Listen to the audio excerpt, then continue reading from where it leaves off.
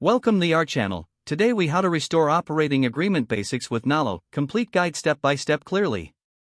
To restore your operating agreement basics with Nolo, begin by visiting the Nolo website.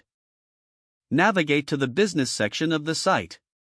Look for resources specifically related to operating agreements. Select the option to access sample operating agreements. Choose the operating agreement that best fits your type of business structure. Download the template to your device. Open the downloaded template in a compatible word processing program. Review the document for key sections such as purpose, management structure, and membership. Fill in your business information accurately, ensuring all details reflect your current situation. Make necessary adjustments to terms that meet the needs of your business. If your business has multiple members, ensure all members are included in the agreement. Consider adding provisions regarding profit sharing and decision-making processes. After customizing, save your updated operating agreement. Print out copies for all business members to review and sign. Schedule a meeting to discuss the agreement with all involved parties. Encourage open discussion about any concerns or suggested changes. Finalize the agreement after all members consent to the terms.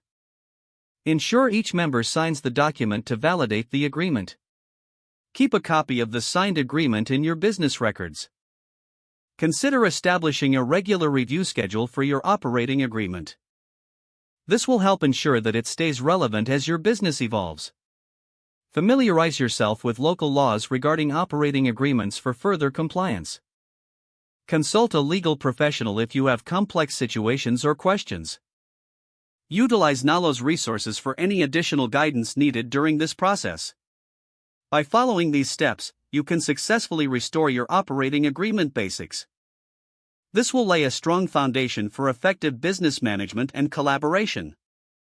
If the page does not load, refresh the browser or try again in a private or incognito window. Make sure you are using the correct email address, then retype it carefully to avoid small typos. Don't forget to like this video and subscribe to our channel for more step-by-step tech guides.